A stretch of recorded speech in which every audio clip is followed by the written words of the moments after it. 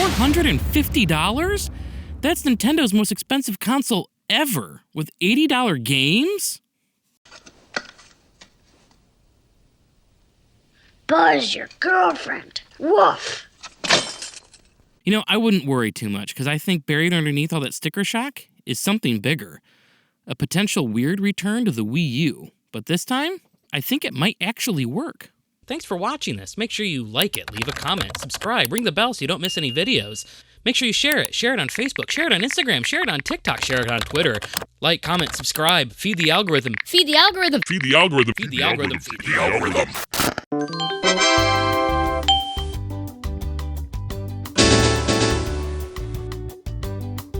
This has got to be the strangest reveal of a console ever. The presentation had some info. More info was let out like wet farts hours after, like the price. Who doesn't announce the price? Oh! Who throws a shoe? Honestly. More features were announced after the presentation. Some were rumors, others were true, and it was so hard to tell fact from fiction.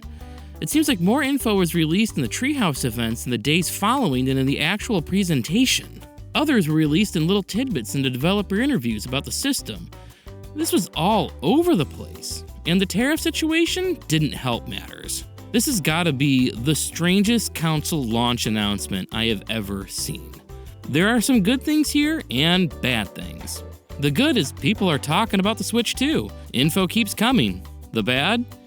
It's still hard to verify fact from fiction. What was true about the console and Nintendo's plans, and what was misheard, misrepresented, or just plain made up. As a marketer for the brand, this has got to be frustrating. You want to control the narrative around the announcement as much as possible. And you can never 100% predict what the public's reaction is going to be, but you also want to minimize wild speculation. Like price. Something tells me they knew the price wasn't going to go over well, which is why they didn't mention it in the Direct itself, which is the absolute way to navigate that bitter pill to swallow. I know why they didn't. They didn't want the sticker shock to dominate the conversation, which is why they didn't even put it at the end of the presentation. The problem is, because it wasn't stated, people began to wonder, what is Nintendo hiding? Damned if you do, damned if you don't. This is a product you want people to buy. In order to get people to want to buy it, you have to tell them the price. At some point. And the presentation, its sole focus is talking about the new product and all it can do and why you should buy it. You kind of need to reveal the price then. Instead, Nintendo tried to hide it, which doesn't work. And now the conversation isn't about how cool the Switch 2 is, it's how ridiculous the pricing is around everything. But it's been a couple of weeks now, and to be honest, I'm personally no longer shocked by the price. I've had time to adjust, but I don't think it's that outrageous. Let's start the topic of the discussion there, shall we? To be blunt, in the moment, I was shocked by the price. Especially with so little offerings at the launch of what is a highly anticipated system. Mario Kart World is huge, don't get me wrong, more than 10 years in the making. But first-party titles are absolutely lacking. Donkey Kong is a cool get, but that's out a month later. Developed by the Odyssey team, but he's still not Mario. In short, at that moment, I was blown away by the audacity of that $449.99 price point. But as I've thought about it, it's begun to make sense. I originally thought Nintendo would compete more on price and on performance, and frankly, they have surprised me on that front. I also think they fear Microsoft and Sony coming to edge out their niche. The Portal seems to be a runaway success, and Sony is rumored to bring back a more robust version of their portable machine. Phil Spencer has pretty much confirmed Microsoft is working on a handheld, and add to that, there's a plethora of PC handhelds that have come on the market thanks to the Steam Deck. Nintendo has to once again compete on power and performance, not just gimmicks and price. All that said, the market is about to get crowded. A potential PlayStation handheld sometime in the future, an Xbox handheld, Steam Decks, and other handheld PC options. Nintendo really opened up Pandora's box with the Switch. So to compete in that market, it all comes at a price. $449 makes a lot of sense. Except, the PS5 digital clocks in at $400, and who knows what price Sony and Microsoft will be able to launch their handhelds at. They are bigger companies with greater power to lean on manufacturers and suppliers for cheaper components and manufacturing costs. With that in mind, depending on what the consumer reaction may be to the Switch 2, I kind of wonder if we'll see another 3DS backtrack here. Remember when they had to slash more than 30% off the price for the 3DS? Petridge Farm remembers.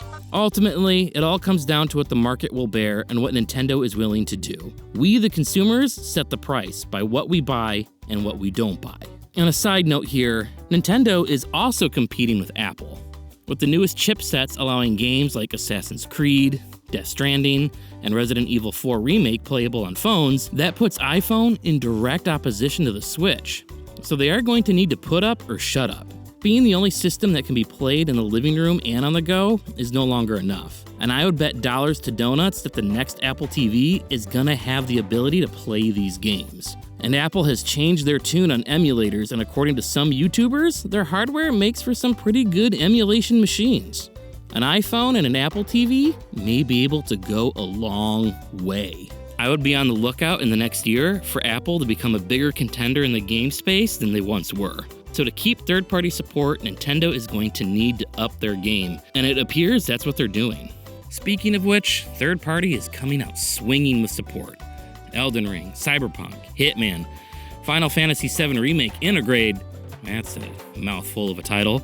There's some good stuff there, and it will be interesting to see what these titles look like on the hardware. But the audience that would want to play those have probably already played those. Maybe having them on the go will be enough, but we'll see. Time will tell. Nintendo is offering upgrade packs for some Switch 1 games.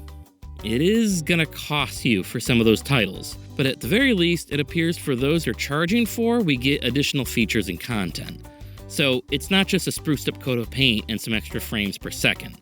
I honestly don't have too much of a problem with that. There are a few games that will get Switch 2 upgrades that are just spruced up. Those will be free. The tech demo game being a purchased product, though? Why? But why? Why would you do that? Why would you do any of that? Reggie shares in his book that he fought hard to have Wii Sports as a pack-in for the Wii. Nintendo HQ in Japan was flummoxed by this because they wanted to charge money for something they had worked hard on. I get that. Your work is valuable. But having software bundled with a system that acts as a tech demo is palatable for the consumer. People are not going to buy this, and Nintendo is about to find that out. Very quickly, I am sure. My prediction on that, the Nintendo Switch 2 tour will end up being free. More than likely, only for NSO subscribers. That will be their compromise. One last thing on prices before I move on.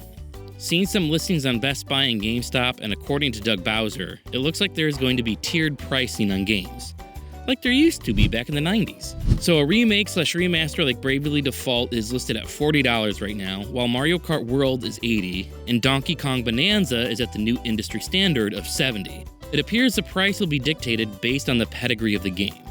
$80 sucks, yeah, but here's the thing. If we want fewer microtransactions, then games are gonna just have to cost more upfront. I believe that's just where we're headed. And if you adjust for inflation, Mario Kart 8's launch price of $60 back in 2013, It's equal to about $82 with today's spending power. All right, let's talk about the hardware. 1080p, up to 120 frames per second, HDR, all while in handheld mode, awesome. 4K with the dock, that's great. It does also support NVIDIA's DLSS, Deep Learning Super Sampling. This is an AI-powered upscaling feature, but the system can support native 4K, or at least that's what they claim. So whether the developer wants to do native 4K or upscale, it's up to them. I have to admit, I was not expecting native 4K. I wasn't even expecting upscaled 4K. I wasn't expecting 120 frames per second, let alone 60. Good on you, Nintendo. Nintendo finally has implemented proper voice chat as well.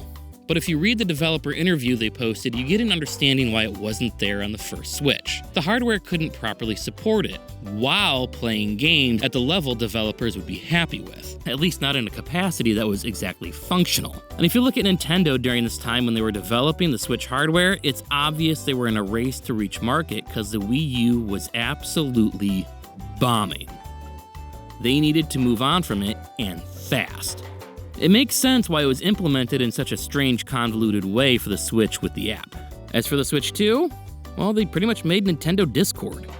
And while your normal adult will scratch his head at this, for kids, And most importantly, parents, it's a great feature. Parents will have a ton of control over who they are chatting with and when they can chat. For a good section of the targeted audience, this makes complete and total sense, even if the screen share idea looks like total butt. The use of the camera brings me back to the Wii U and 3DS. It's nice to see Nintendo not completely abandoning old ideas that were silly and fun. The most significant update are the optical sensors on the Joy-Con 2s. Mouse control. This could be huge. Civ 7 is making use of the feature, and I wonder what other strategy and RTS games may appear on the Switch using the idea. Metroid Prime 4 will have mouse controls as an option, which is great for FPS fans, and if Microsoft remains committed to bringing Call of Duty to the Switch, who knows? This may become the console of choice to play the game on. What a stupid hot take, you freaking moron. Scalp Herman. Are you mad? Honestly, I'm excited to see what Nintendo does with the mouse controls combined with the gyro. There may be projects they are working on that we aren't even thinking of yet. I also want to know what other features they may have in store for the optical sensor. Think about the LEGO Mario sets. That figure uses an optical sensor to read colors and colored barcodes to know what to display on the LCD screens, and how to react to certain objects. I wonder if new Labos will make a return and how that optical sensor could be used for other, bigger, more complex peripherals to be used in play. Think of Ring Fit Adventure. How can these new optical sensors be implemented in a product like that? I doubt they will be able to read your heart rate, but who knows, maybe they have that capability. Anyone remember the vitality sensor? Old, assumed, forgotten ideas have a habit of resurfacing at Nintendo. So, let's see where they go with that. That could be fun. There could be some interesting things that come out of that. Also, the Pro Controller now has an audio jack, back paddle buttons, and it sounds like they're basing the form off the GameCube controller. Awesome. Now let's talk about what I really want to talk about. GameShare. If you read the developer interview on Nintendo's website, they talk a bit about this feature, how it works, and how they've implemented it.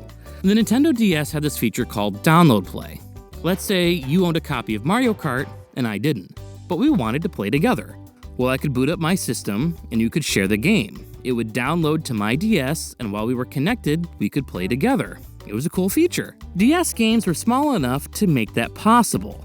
Download Play could be up and working really quickly. Switch 2 games are bigger. Could you do it the same way? Yeah, it could just take 10 to 20 minutes. Not ideal. So they looked to the Wii U and how it streamed content from the console to the gamepad. This is how the Switch 2 will accomplish GameShare.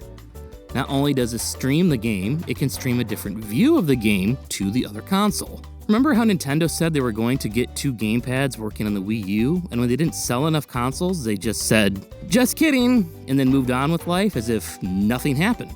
Well, with this GameShare feature, one Switch 2 can stream the game, including different views of the game, to 3 other consoles. Switch OLED, Switch, and Switch Lite consoles are included. I'm sure this is going to have significant limitations. The game they showed this off with, Clubhouse Games, isn't an intensive game when trying to render 4 separate viewpoints on 4 separate consoles, using only one console to do all the heavy lifting. Something like Mario Kart may not be doable, or may be doable in a very limited capacity. We'll see. But another possibility, could gamepad games make a comeback? According to this developer interview, Nintendo expects their players to keep their original Switch. So imagine if a game decides to implement a second screen experience. You could dock your Switch 2 and play with your Switch OLED with a second screen streaming to that console. Or if you have your friends over, games like Nintendo Land are possible, but this time with each player having a gamepad. I think there are some really fun and interesting ideas that can come from this, especially if they can figure out a way to render the game from separate viewpoints on each console. Resolution may take a hit, but fun is fun. So what do you guys think of the Switch 2? Bold new era, or is this an overpriced gimmick that's losing its luster? Drop your thoughts below, and like, comment, subscribe, watch the video a second time all the way through, share it, just do whatever you need to do to feed the algorithm.